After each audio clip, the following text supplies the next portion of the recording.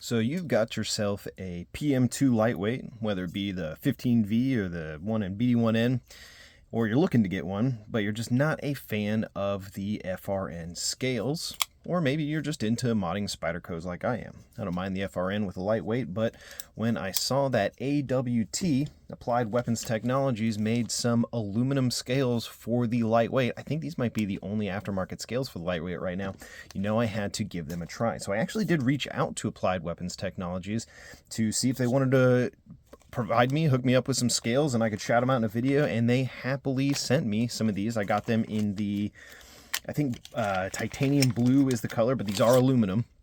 But I just went with a blue just because I kind of just picked a random color. I don't know, I like to just try something different, you know, not get away from the black and the browns and the grays and stuff like that, give it a little pop of color. And they sent these out to me. So we're going to go ahead and do a little scale swap on this one here and kind of see how that goes and how the process goes. So you get the scales and some extra backspacers and screws. I originally asked for these to be black because I thought it was replacing all of the hardware, and it is not. They specified it was just a few of the body screws and one of the clip screws. So I'm glad they asked me if I was sure I wanted them black. If it was all black with the blue titanium color, I think that would be cool, but just to keep it uniform, went with the satin. So let's go ahead and get the PM2 apart. Now the real challenge, let's see if I can keep this all on frame while doing it. So let's see. Now I cheated and I broke these screws free. I didn't have to break out the soldering gun for this one, but I did not have a great time getting the backspacer, one of the backspacer screws free. So I did just break them loose for the sake of this video. Got to throw in some movie magic, but I don't think y'all want to watch me fiddle around with that for 15 or 20 minutes anyway. What I ended up just doing, which I've done before, if you want to try before a heat gun, I'll put some electrical tape around some pliers, and that gives them a little bit of extra grip. And so I just had to grip onto it with that to be able to keep it from just free spinning while trying to get the screw out.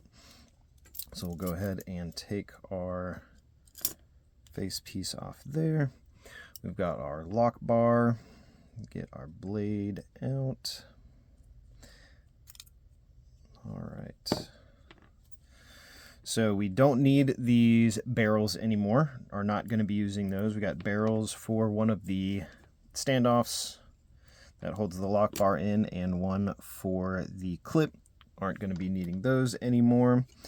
The let's see, I am going to need to break out the pliers. We also have a couple of longer body screws that we are not going to need anymore. We are still going to be using the same pivot screws and the same screw for the stop pin.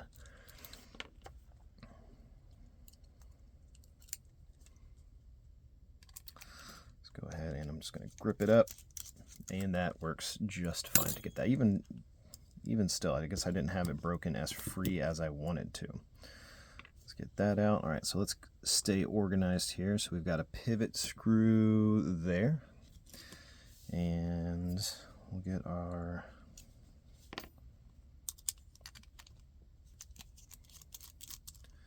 other pivot screw here. Get our barrel and our other washer up there with the blade. I'll keep it on frame for you. Olatans, with one of their new models they sent me, I'm going to be doing a review on, sent me this nice little tool that I think is a T8 on one side and a 6 on the other.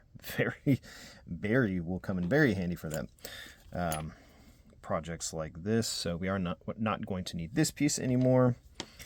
Let's see, I think we aren't going to need the long body screws that go in those barrel pieces for the standoff and the clip. So of course we do not need the old scale. So let's bring in our new scales here. Let's see, we've got the lock bar, fits in nice right there. We've got a captive D shape for the pivot,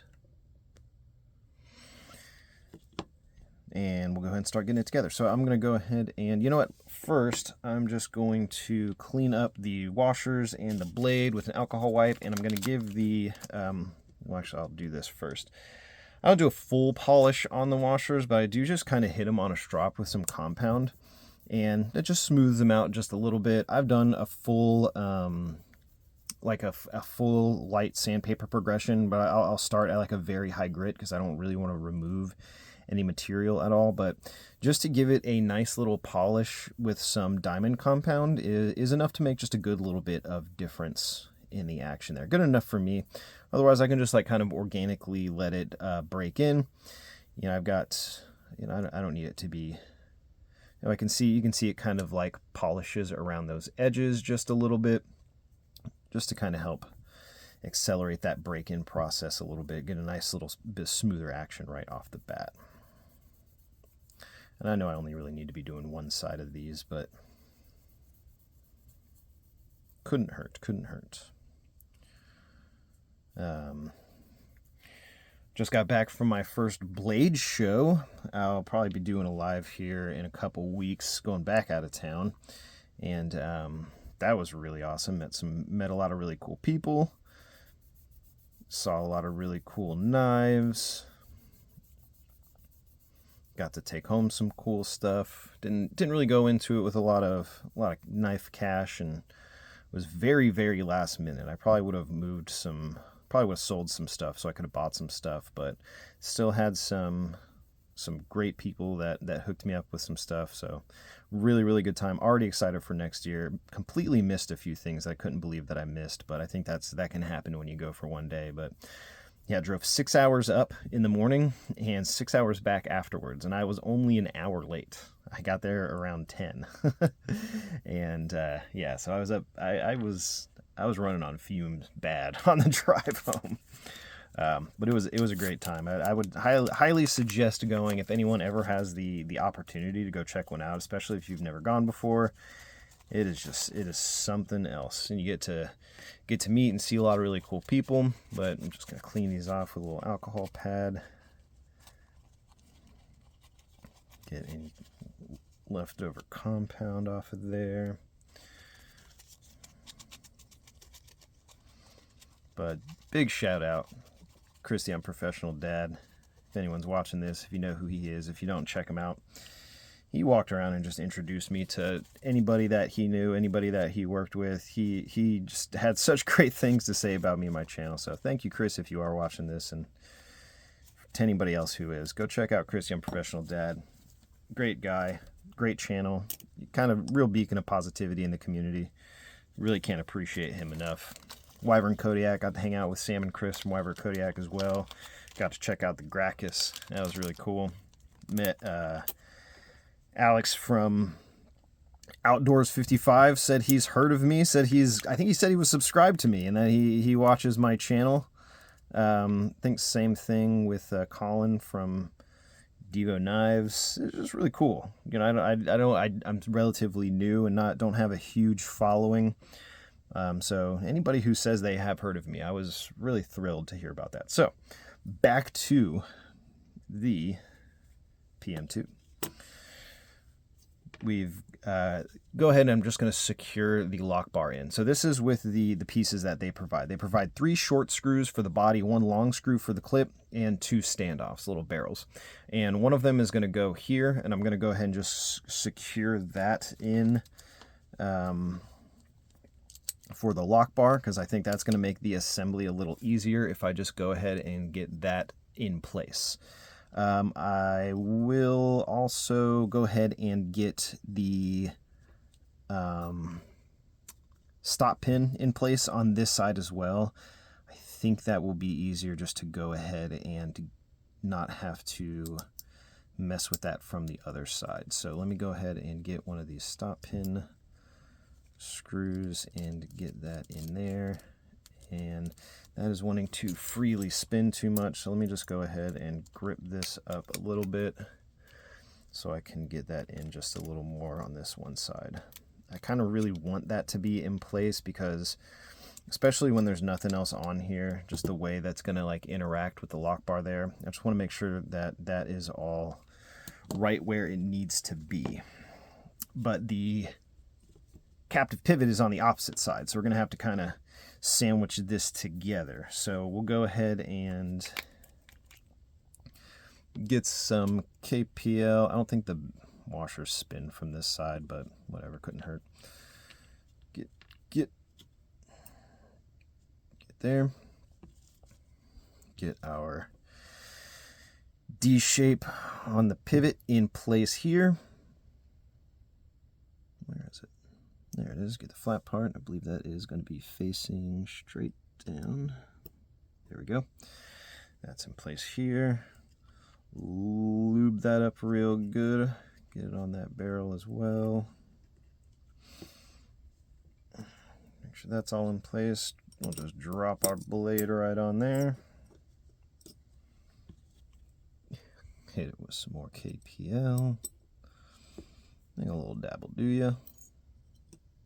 Get our washer on. All right, what are we missing?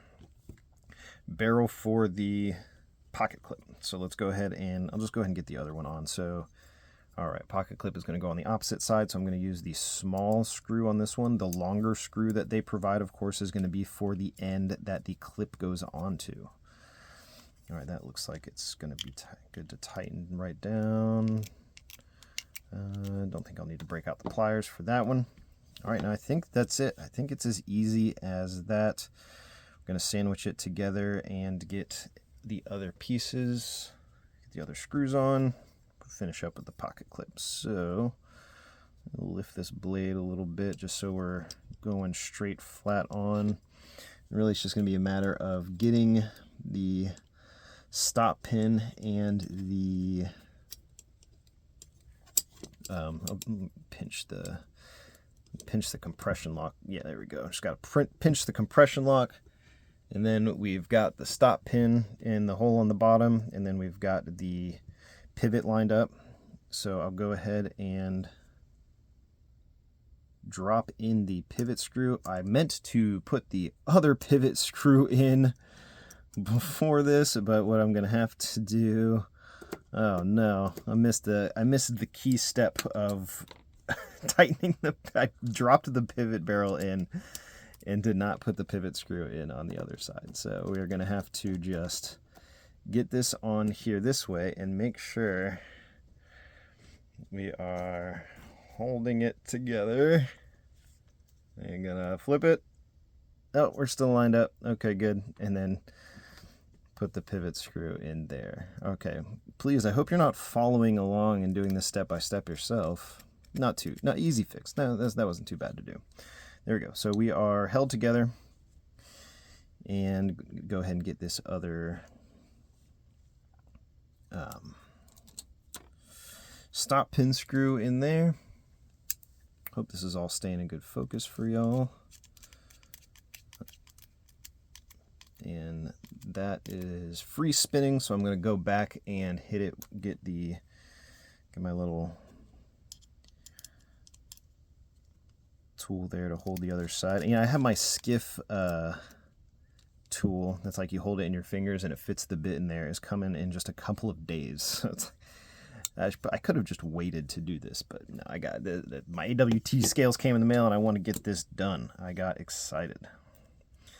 So go ahead and get the clip in there. Don't focus on my hand. All right, get that started a little bit, and there we go. Push that clip into place, get that tightened down. That is nice and tight. And I think the only other thing, I think I need to hold this pivot screw in place to be able to tighten this up just a little bit more, because it's wanting to just free spin rather than actually tighten. I think that's all I needed right there. We'll see how the action is. No, action's plenty tight already. I don't think I need to tighten that one down anymore. I actually probably need to back it out a little bit. I promise I'm going to go back and hit this with some blue Loctite. Pinky promise I will. Now let's see if I can even loosen this without it free spinning at all. Nope. Yep, if I push really hard. All right, let's see. All right, it's a little tight. I can go ahead and tune that up some, but I mean, we got mostly a drop shut. Wee bit of lock stick on that, but I want to say that it had some already with the scales that it was in. I'm gonna try tightening down this anymore, because this is what's holding that lock bar in place, and I feel like if that lock bar is moving around at all, then that could contribute to some of the lock stick. Let's see. I want to say if there's too much moving around between the stop pin and this bar, then it's gonna get into a place that it doesn't want to with the lock stick. Action, there we go. A little bit of lock stick on there.